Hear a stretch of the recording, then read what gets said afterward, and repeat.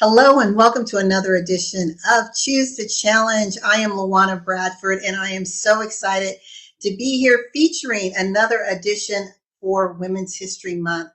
I am excited that we have an amazing guest here, Miss Terrilynn Phillips. Terrilynn, how's it going?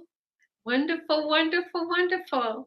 I love you, LaWanna. I'm so proud to be a part of your sphere because you have done some great, impactful things for so many in so many different arenas. And so I'm thankful and honored to be here. Thank you so much for the invitation.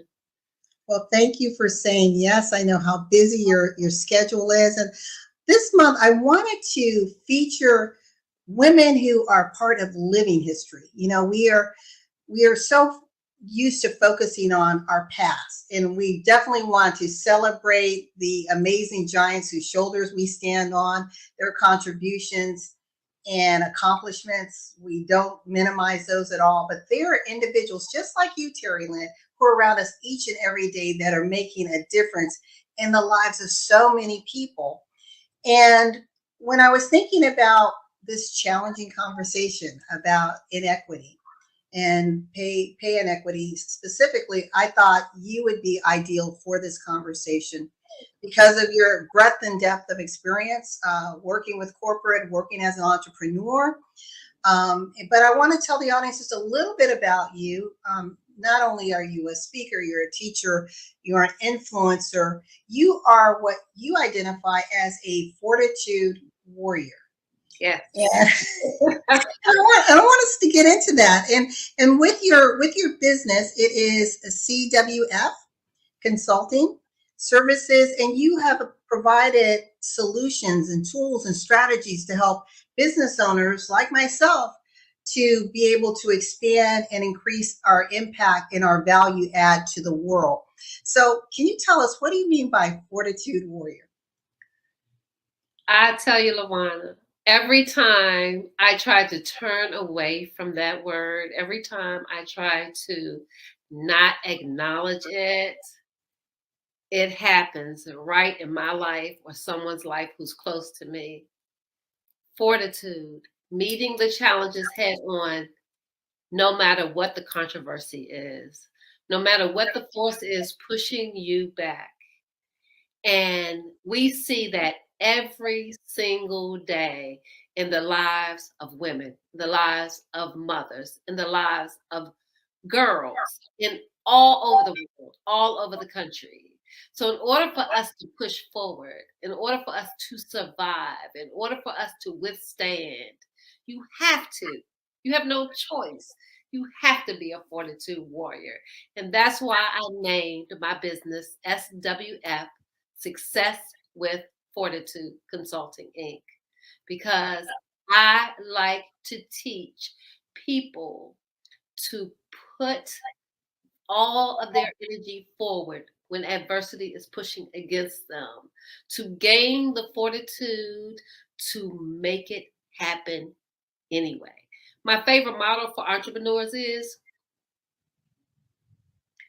we make it happen anyway, anyway. I like that. We make it happen anyway, anyway. Love it, love it.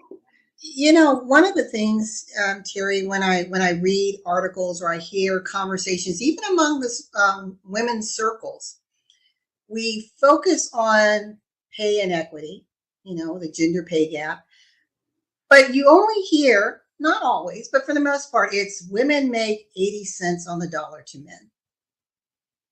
It's like, okay, let's unpackage this. So yes, it's women do, but they're white women. And we know that Pay Parity Day is April 4th for white women, meaning for every 12 months that a man works, that white woman has to work an extra 4 months to get pay equity. Whereas with African American women, we don't see the pay equity for another 8 months. And then when you add Hispanic women, Oh no. it's almost double. It's like 11 months. It's in November. So 80 cents, 64 cents, 50 cents. And when you look at our indigenous populations, the numbers are even more staggering. Now, I want to toss this to you because we know that's been a challenge that we've been dealing with since the inception of this country. I mean, that's why the right to vote came about for women, was because of pay inequity. But now we have the pandemic where women were grossly impacted by having to come off the job, by being sandwiched, taking care of the children, taking care of aging parents. Now what? I mean, what have you thought about this? And even looking now at, I'm going to add what's happening in Ukraine. Here, Right. women 2, 3 weeks ago, they're in their groove, right? And life has happened. Yep, they're picking up their babies and running, you know. And so often we are sandwiched. So often we are degraded by economy, by prejudice, by circumstances. I mean, how many of us have gotten married with that white picket fence in mind?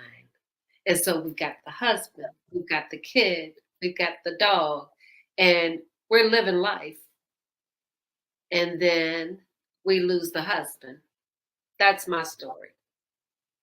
No husband, teenage kids. And with something like the pandemic, 9/11, the housing market just crashing, it Yes. leaves us with immediate lack of income and no resources to grab a hold of. That is one of the reasons why I became an entrepreneur. Because when I lost my husband, I had to figure out how to become from a home I was like just keeping house and taking care of the kids to bringing in enough money. And I tried a job. They weren't paying enough. I had teenagers, not little kids. And so I became an entrepreneur, but I had to work 24 hours, 7 days a week, LaWanna. 24 hours, 7 days a week, literally, in order to make enough money, to make the same money that my husband was making 8 hours. So here we see over and over again that the resources are strangled Mhm. when 70% of impoverishment is women and children. Yes. It's staggering. I was very thankful that the government stepped in and gave us some type of stimulus to keep us going.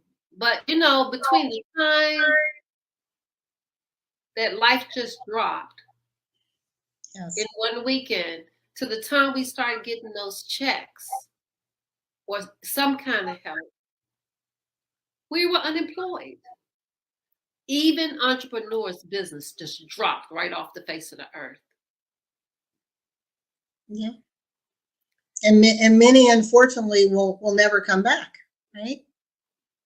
Right. And like I said, that sandwich, you just have to put your hands together. You have to put your hands together and dig deep in the faith that resources come because I believe that money does grow on trees. Money does come from other avenues than us going to work. You'd be like, I don't know how I made it. Yeah, you know how you made it. Money showed up from somewhere. But the stress of not having enough money to feed your children, the stress of you climbing a ladder in corporate America, putting away the ladder, and making sure everything is cleaned up, and still getting paid. What did you say? 64 cents on a dollar? 64 cents. So I can't even get off from work on time because I have to work some overtime to make the same bills meet that our counterparties just go home and be like, oh, I did my 8 hours. See you later. Right. And the other thing, so we're earning less, but cost of living hasn't stopped increasing, right? We don't get reprieve on that. Right now, what are we dealing with? Rising gas prices. Oh my goodness. Oh my goodness. And LaWanna, I have a hybrid, okay? I get 50 miles to a gallon, and those gas prices are burning my pocket. But what do we do? Exactly. You What know, do we I do? love that you took us on the journey. So let's think about the well, and I'm going to use our minority populations, okay, who are earning less than the 80 cents on the dollar. You've gone through 9/11. You're building back up, right? Things are starting to feel a little better. You see the light at the end of the tunnel. So you think, but then it's a train called 2007, 2008. Knocks you back, right? And this time, because of the housing crises, how many lost their homes? Oh yeah. So now we're talking about our ability to not only bridge the wage earning divide, but wealth generating. You know, we're pushed back a little bit further. And now you have this 2-year pandemic. And again, women being hardest hit. So it's like we're not starting off in the same place. We're actually keep going back, you know, one step forward, 5 steps backwards. And it's a challenge. And I think that women who are in a situation where you can employ other women, that you can offer a fair salary for fair work, I think it's our moral responsibility to rise up and do the right thing. Yeah. I hear sometimes individuals say, well, if I bring in someone who looks like me, then people will think it's favoritism or nepotism, whatever you want to, whatever term you want to use. And I'm thinking, really? Well, if we are not helping ourselves, mean the different communities, and then collectively as women helping women, where's the help going to come from? Yeah, I got over that really early. We need more women Exactly. in the White House. More women in the White House. More women in the White House. More women in the White House. Vote. If you don't know, not just presidential vote. Yeah, Vote all for levels. positions. You can go to Vote 411, put in your address, and find out what the upcoming elections are, who's on the ballot, where to go and vote. Vote, vote, vote. Yes. And what people don't realize is the vote is your voice. I mean, that's why so many people fought, bled, died to get the right to vote. Um, White men who own land received the right to vote in this country in the late 1700s. Think about that, late 1700s. The passage of the Voting Rights Act for African Americans, 1964? 1700s, 1964. Come on. And then when we think about, like you mentioned, the vote, and some women are like, oh, I don't want to talk politics. Well, politics are all around us because it determines the school types of school districts you have, the types of services that you're going to have as far as emergency services in and around your community, the safety of your roads and bridges. So yeah, it's a political conversation that you want to engage in. And when I think about, I think it was in the 70s is when our indigenous population actually, so we focus on the Civil Rights Voting Act, but they also had a Voting Rights Act that said you cannot discriminate against the indigenous populations, that they now have a voice in this land called the United States of America. Yay. So it's like in the 70s. Mm-hmm. And then we forget, so we're celebrating women's history. We forget, we talk about the Susan B. Anthony's and the suffrage movement. But the suffrage movement actually was born on the backs of African American women who were the forward voice of it. And they were asked to step back because they felt that the advancement of voting rights for women would be able to be achieved faster if we weren't so much at the forefront. Same thing when we're thinking about the women's movement. Mm. So we can't forget those who have fought alongside. And I think now, as you know, we've got a lot of women's groups and women's organizations coming up, Terry. Everyone, and I'm not making a blanket statement, but a lot of organizations, everyone's doing in their silos, right? Right. My little world, my little world, my little world. Can you imagine the power, influence, shift that would happen if we came together? Can you imagine? It's like, why do we have to always start something new? What about, oh, they're doing this over here. Let's join forces. And that's why I'm so excited that with Celebrate You, we were born out of Women's Prosperity Network, but we are still like this because there's certain moves they can't make without our voice and the type of presence that we have, and vice versa, right? So it just makes sense to work together instead of working separately. We're so fortunate to have you too, working together, being in a sphere together. I mean, the two powerhouses are bringing us the services, the guidance, the counseling. There's really nothing left over. You all have everything tapped. But if other organizations would join with the two powerhouses, imagine. Oh my God. Yeah. You know, I was thinking, like my niece and nephew, they're 16. And they don't know a world without a Black president. They don't know a world without having a woman of color in the White House.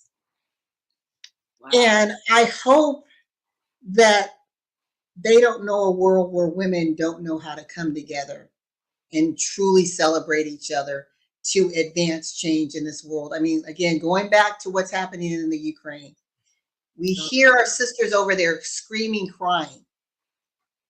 I'm challenging, because you brought up politically, get on the phone, write your senators, write your congressmen. We need to do something. And I'm not saying jump in a war, but this watchful waiting thing is driving me crazy. I know. We can at least lend a voice. Yes.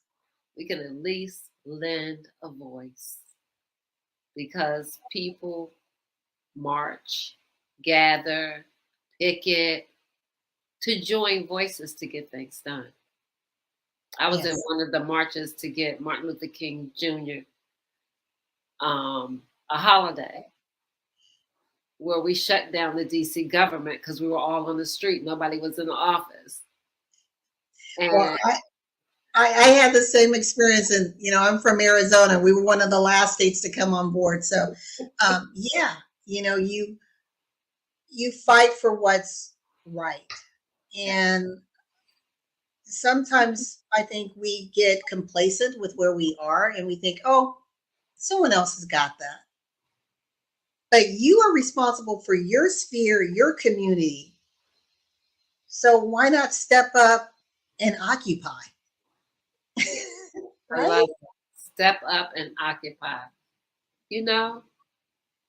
Speak it into existence. Pray it into manifestation. Yes. Talk it until it becomes a thing. Holler from the mountaintop. I mean, we have so many models that prove that, like going to the polls. Okay, you don't want to have a political conversation, don't. But can you do a political research? And can you do a political vote? I'm not asking you to talk to anybody about it. I'm just asking you to step up and occupy. Yes. And that goes back to, again, when we're talking about, breaking the bias.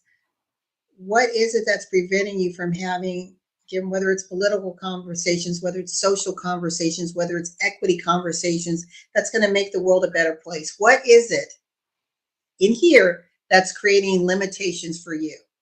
Because no one else is preventing you from it. I mean, we're in this free world, this free country of ours, and for the most part, we as women can speak up if we so choose,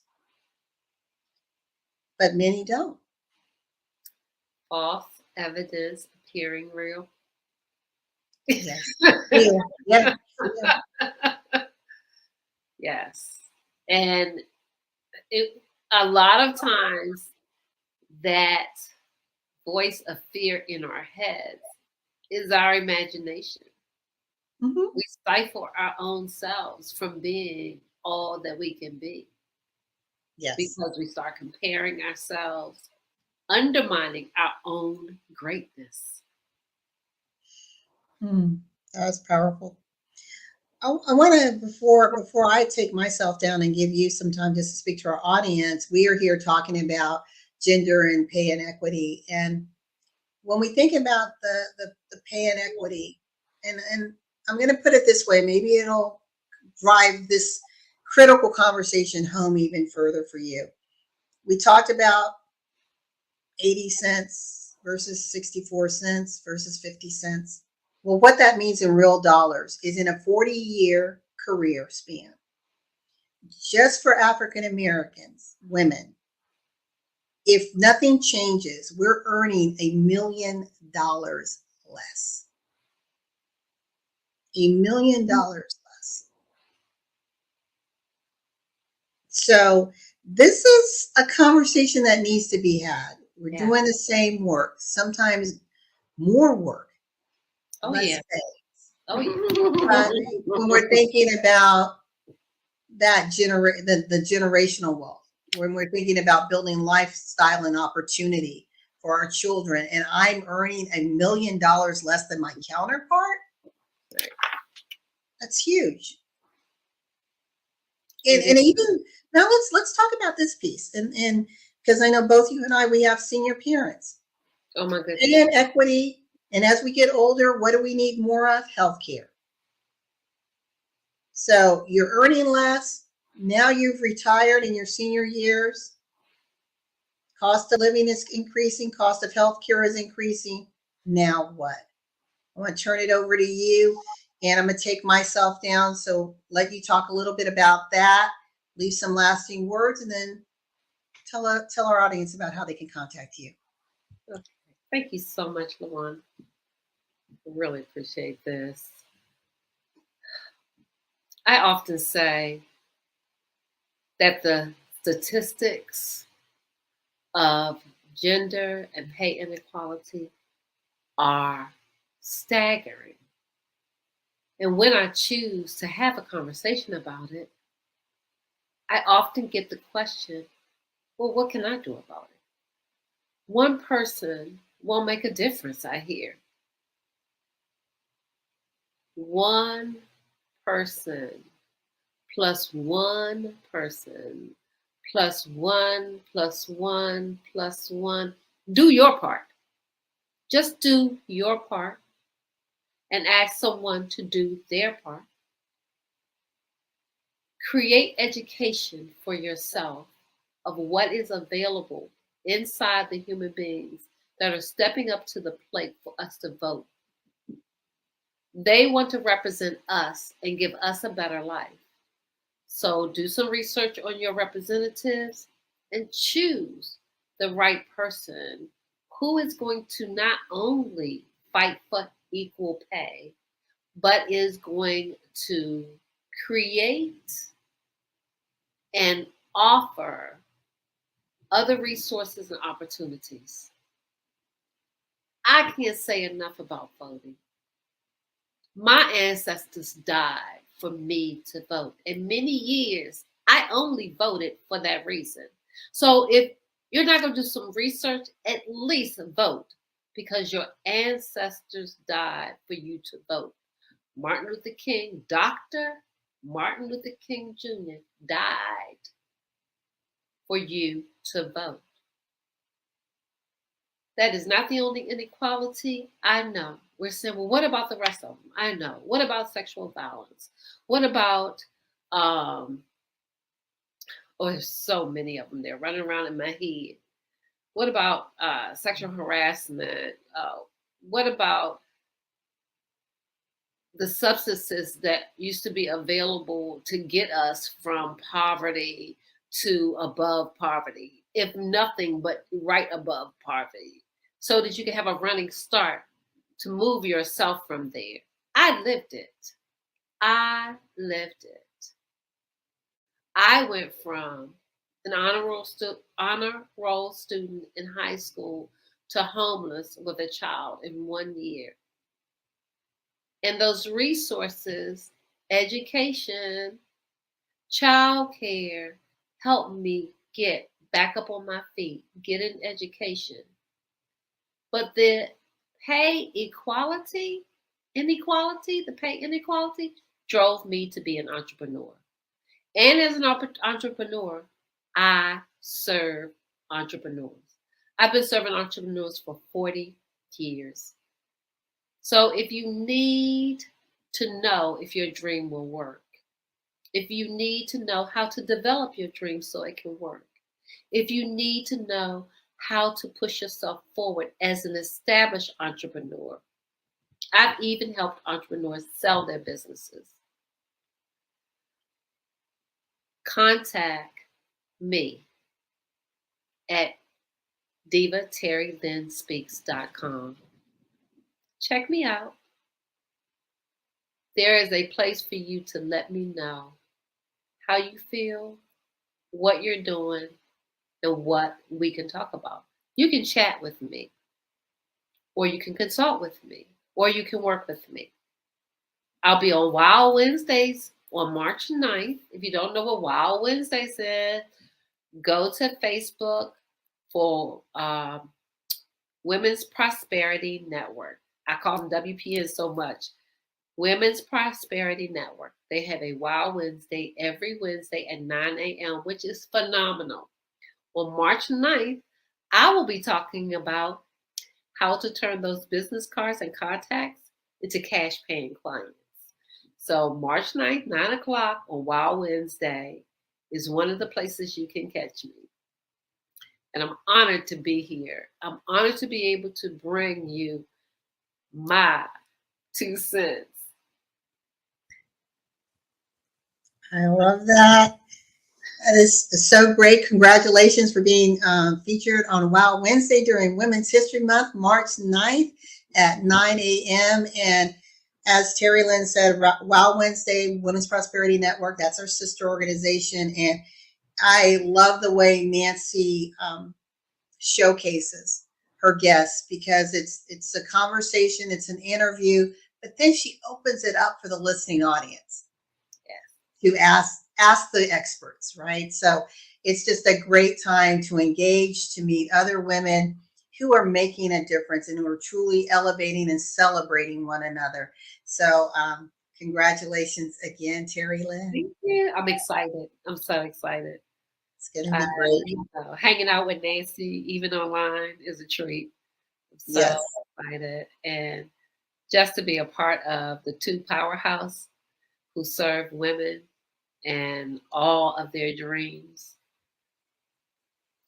I'm just overjoyed. So thank you so much. Well, thank you again, Terrilynn, to our listening audience. Thank you for joining us for another edition of Choose the Challenge, where we were talking about gender and pay inequities. And I know we got a little deep with some areas, and it may made you feel a little bit uncomfortable. But again, the show is called Choose the Challenge, and it's to challenge your limited beliefs that you may have, challenge systems, norms, institutions that are out there that are preventing us as women from elevating to the highest and best version of ourselves. So we encourage you to just remember, in life and in business, when your vision aligns with opportunity and you choose to challenge, you dare to be different, You join arms with your sisters. You celebrate with individuals like Terrilynn. Lean on her for guidance if you need to. Then I guarantee success is inevitable. Until next time, be safe. Bye, everyone.